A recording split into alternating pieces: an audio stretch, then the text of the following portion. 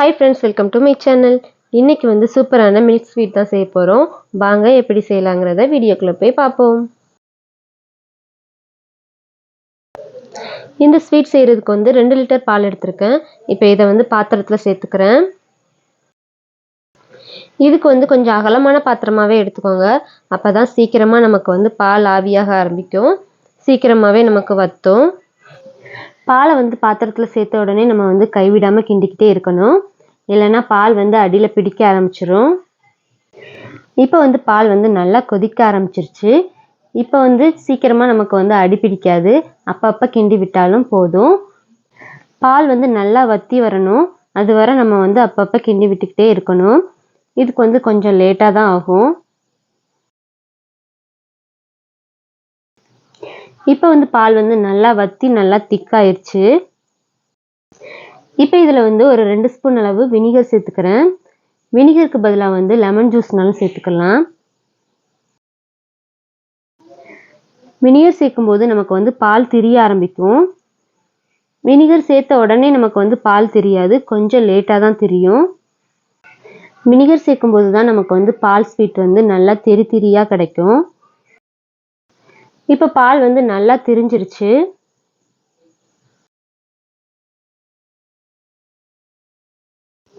இப்போ பால் வந்து நல்லா வத்திருச்சு, நல்லா கெட்டியாயிருச்சு. இப்போ இதில் வந்து 1 கப் அளவு சீனி சேர்த்துக்கிறேன். இது வந்து ஒரு 200 கிராம் அளவு சீனி இருக்கும். இப்போ சீனி சேர்த்ததுமே நமக்கு வந்து திரும்பவுமே பால் வந்து தண்ணியாக ஆரம்பிக்கும். இப்போ பால் வந்து நல்லா கெட்டியாகிற வரை கிண்டிக்கிட்டே இருக்கணும். இப்போ வந்து பால் வந்து நல்லா கெட்டியாயிருச்சு.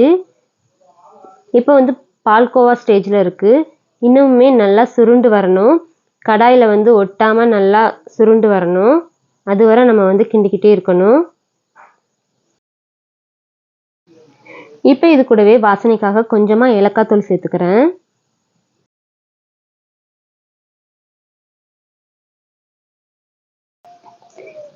இப்போ இந்த ஸ்டேஜில் வந்து நான் நெய் சேர்த்துக்க போகிறேன்.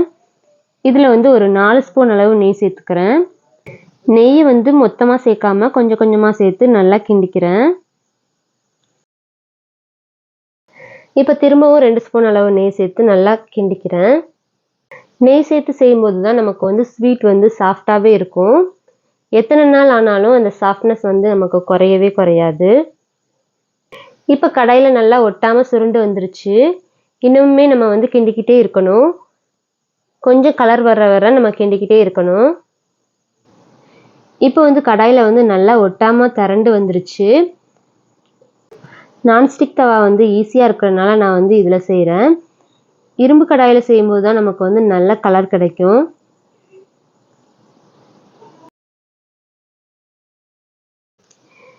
இப்போ வந்து நமக்கு வந்து ஸ்வீட் நல்லா ரெடி ஆயிடுச்சு.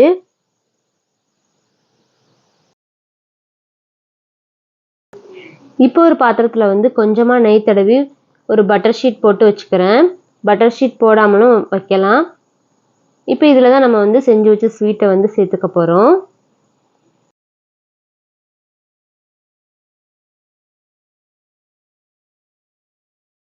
இப்போ இந்த மாதிரி இதை தட்டி விட்டுட்டு நல்லா ஷேப் பண்ணி எடுத்துக்கிறேன்.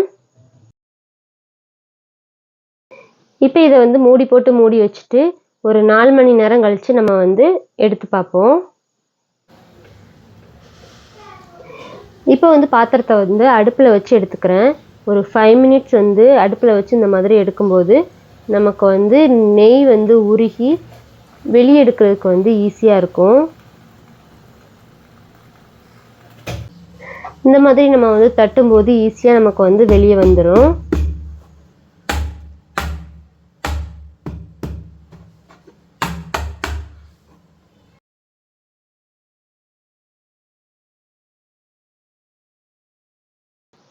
அவ்வளவுதான். இப்போ வந்து நான் கட் பண்ணி எடுத்துக்கிறேன்.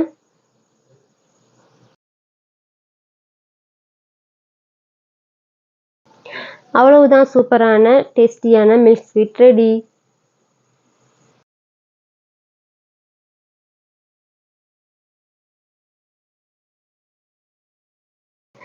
நீங்களும் உங்கள் வீட்டில் செஞ்சு பாருங்கள். இனி அடுத்த வீடியோவில் பார்ப்போம்.